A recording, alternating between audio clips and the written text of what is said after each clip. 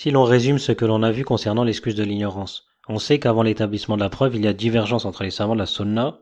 Les deux groupes sont d'accord pour dire que la personne est mushrik dans cette dunya, polythéiste dans cette dunya, et lui applique les jugements apparents des polythéistes dans cette dunya.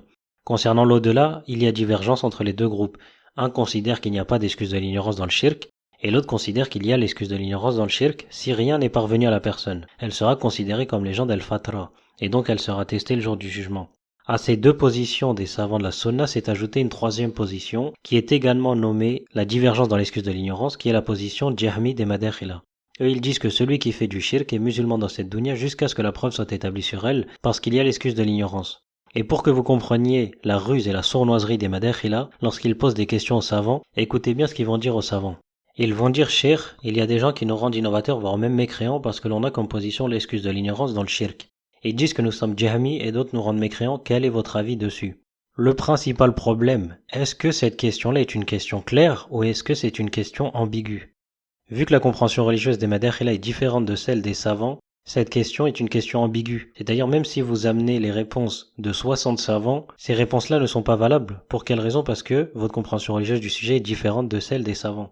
Et dans ce cas-là, le savant va dire qu'il n'est pas autorisé lorsqu'il y a divergence de s'attaquer au deuxième groupe parce que la divergence est valable et chacun des deux groupes a des preuves textuelles.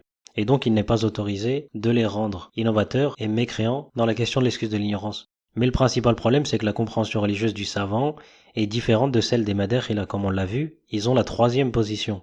Et maintenant, faisons une petite comparaison entre la position des Madakhila et la position des savants. Et vous allez voir directement la divergence. Et pour cela, prenons la mise en garde de Taïfa Mansoura, qui fait son propre éloge, et qui met en garde contre Sheikh Al-Hazimi dans cette question précise. Da'wa qui s'est propagée et qui veut nous faire croire qu'il n'y a aucune divergence dans ce sujet, et que celui qui voit Al-Udhru bil-Jahl, celui qui voit l'excuse par l'ignorance, c'est tout simplement un innovateur, et il a contredit la sunna, il a contredit les gens de la sunna, Wallah al-Musta'an. Et ces gens-là qui rendent innovateurs les gens de la sunna, yubaddi'una ahl sunna. Pour la question de al-udhru bil-jahl, pour la question de l'excuse par l'ignorance, et qui disent d'eux que ce sont des murji'a. Le principal problème avec cette mise en garde, c'est que la personne qui parle ne définit jamais ce qu'est l'excuse de l'ignorance. Donc c'est bien beau de dire qu'il y a divergence dans l'excuse de l'ignorance, mais ça signifie quoi concrètement? Écoutons Cheikh Abdelaziz al-Rajihi rendre innovateurs les Madakhila pour leur compréhension religieuse de l'excuse de l'ignorance, parce que les Madakhila dans leurs audios aiment bien affecter cela au Haddadi, au Takfiri, au Sururi, au Khawarij, etc. Donc écoutons la parole d'un savant. أن هناك أحد من الإخوة يعني كان نقاش يعني المناقشة والنزاع بين أخوين يعني وأحد منهم سأل الآخر هل الذي يعني يعبد يعني يسجد لقبر أو يدعو وليا من أجل الدنيا بغير اعتقاد فاسد في القلب ولكن فقط من أجل المال أو من أجل الدنيا هل يكفر؟ فأجاب الأخ أنه لا يكفر هذا لا نستطيع أن نكفره فقال الأخ أن هذا رجل ضال جهمي فهل هذا صحيح؟ نعم صحيح لابد يكفر نقول مشرك ولو كان لأجل الدنيا لكن قال هذا مشرك نعم قال هذا لا يكفره الذي لا يكفره ضال لكن قال على عيني هذا قال أنت جهمي ضال قاله أنت جهمي ضال مبتدع فهل ينبغي هذا؟ نعم إذا كان ما يكفره فهو مبتدع لا بد من تكفيره وهو فعل الشرك ولو كان لأجل الدنيا. Donc Cheikh Abdelaziz al-Rajihi dit clairement que les Madakhila sont Jahmiya pour leur position qui soi-disant entre dans la divergence, dans l'excuse de l'ignorance.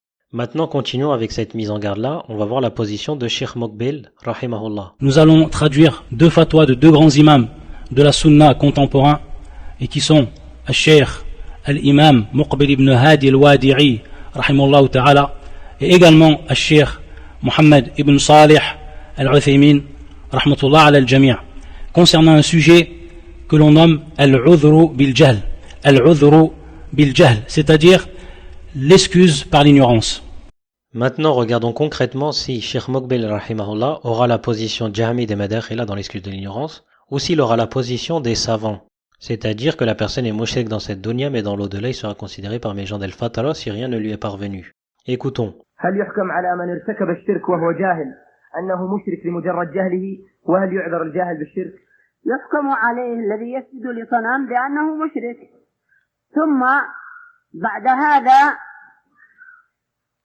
هو تحت مشيئة الله، إن شاء الله عذره بجهله كما ذكر هذا العلماء. وأحسن من تكلم على العذر بالجهل الشيخ محمد الشنقيطي رحمه الله تعالى في تفسيره أضواء البيان عند تفسير قول الله عز وجل: وما كنا معذبين حتى نبعث رسولا.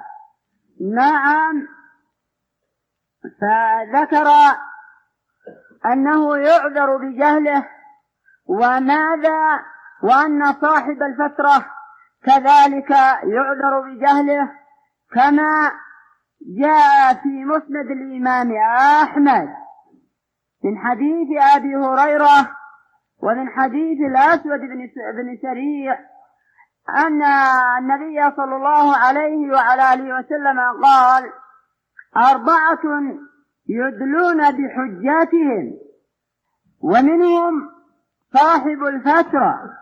نعم، فيخرج الله سبحانه وتعالى أي في عرصات القيامة يخرج الله سبحانه وتعالى نار فيقول: اقتحموها، فمن اقتحمها كانت عليه بردا وسلاما، ومن لم يقتحمها يقول الله سبحانه وتعالى: ها أنتم عصيتموني فأنتم لرسلي أشد عصيانا بغيا.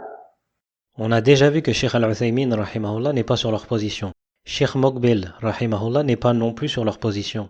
Donc vous pouvez voir clairement que les Madakhila s'attribuent des savants qui n'ont pas leur position et ils jouent sur l'ambiguïté du terme al-udhru bil-jahl. Le savant va dire cela concernant l'au-delà, eux ils vont l'appliquer à cette dunya, ils vont dire regardez cette personne a notre position, alors que ça n'est pas du tout la réalité. Comme vous pouvez le constater de manière claire, cette position qu'ils ont adoptée est la position des Jahmiyya. Mais étonnamment, ils ne veulent pas revenir dessus malgré les preuves claires sur le sujet. La question qu'on devrait se poser, c'est qui est-ce qu'ils suivent réellement dans cette compréhension religieuse de l'excuse de l'ignorance. Parce qu'ils ne disent jamais le nom clairement, ils disent à chaque fois Cheikh Al-Uthaymin alors que c'est faux. Rahimahullah.